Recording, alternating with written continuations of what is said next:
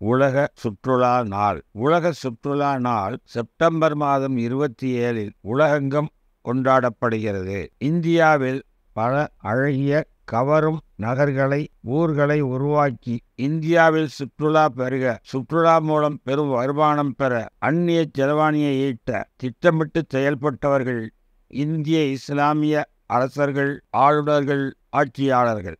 ஏராளமான ஊர்கள் உள்ளன. ஓரிரு ஊர்களை மட்டும் மாதிரிக்கு குறிப்பிடுகிறேன். 1.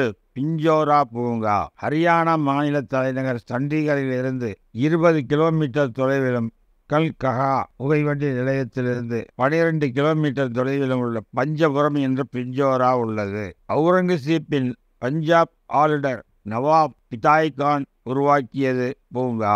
இன்றும் சுற்றுலா பயணிகள் சுற்றி சுற்றி வந்து சுகம் அனுபவிக்கும் சுந்தர பூங்கா. பிதாய்கான் ஒரு சிறந்த கட்டிடக் கலைஞர். மதில் சுவர்களால் சூழப்பட்ட இந்த பூங்காவில் சீஸ் மஹல், ரங் மஹல், ஜெய் மஹல் ஆகிய மாளிகைகளும் உள்ளன.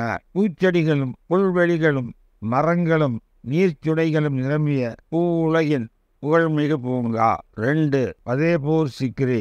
ஆக்ராவிற்கு வடமேற்கே 23 மைல் தொலைவில் ஒரு குகை இருந்தது. அதற்கு சிக்ரி என்று பெயர். அங்கு வாழ்ந்த மகான் சலீம் சிஸ்தியின் நினைவாக 1571 அக்பர் ஒரு நகரை நிர்மாணித்தார். வெற்றி திருநகர் என்று பொருள்படும் மக்ஹாபாத் என்று பெயரிட்டார். அந்த பெயரே பதகபூர் சிக்ரி என்றும் பதேபூர் சிக்ரி என்றும் அறிவியது. பதேபூர் சிக்ரி கடல் மட்டத்தில் இருந்து 150 அடி உயரத்தில் உள்ளது.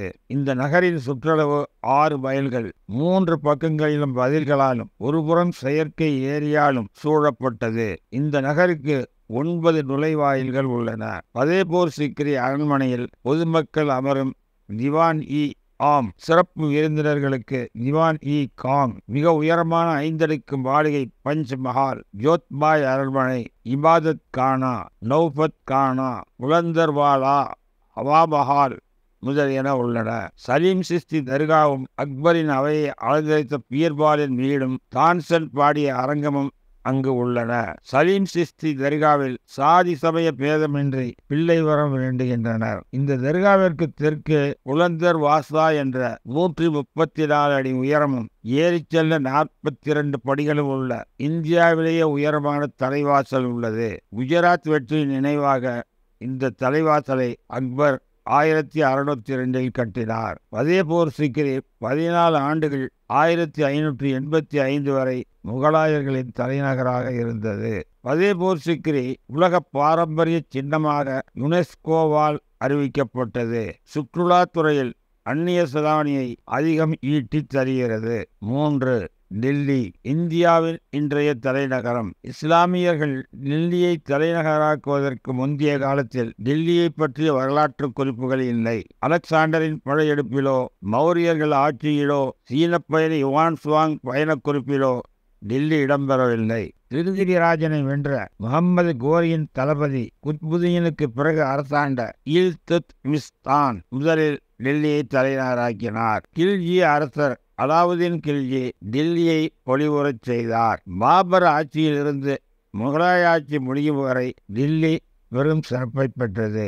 இந்த சுற்றுலா பயணிகளை கவரும் அத்தனை கட்டிடங்களும் இஸ்லாமிய ஆட்சியாளர்களால் கட்டப்பட்டவை என்பதை மறைப்பவன் மனிதன் அல்ல. குதுப் மினார், செங்கோட்டை, ஹுமாயூன் சமாதி ஆகியவை யுனெஸ்கோ பாரம்பரிய சின்னங்கள். செங்கோட்டையை முகலாய மன்னர் ஷாஜகான் 1648 கட்டினார்.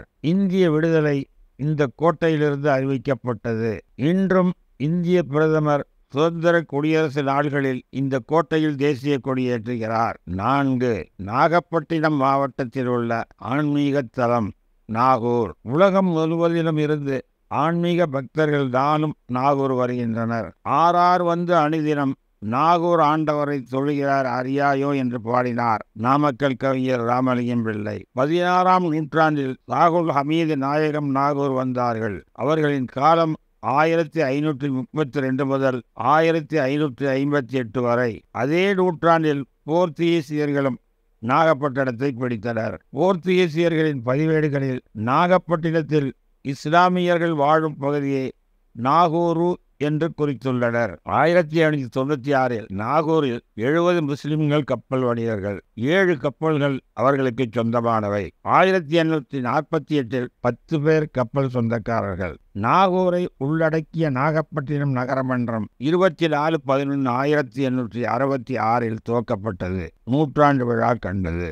நாகூரில் வாழ்ந்த தமிழ் புலவர்களில் வாவண்ணா கூணா, முகம்மது ஆரிஃப் நாவலர், மதுரை 4வது தமிழ்ச்சங்க தலைவர், மறைமலை அடிகள் இவரின் மாணவர். நாகூர் புலவர் நைனா மரைக்காயர் கண் அகமது முகுதும் புலவரிடம் வளம் பயின்றவர். சமுத்திரம் போல விரிவானதை இன்றைய ஆக்கிரமிப்புகளால் அகற்றப்பட்ட கழிவுநீர் குழாயிடம் குறுகிய வாய்க்கால் போல சுருக்கிவிட்டேன். வாய்ப்பு கிடைக்கும் பொழுது விரிவு பகுதியாக தொடரும்.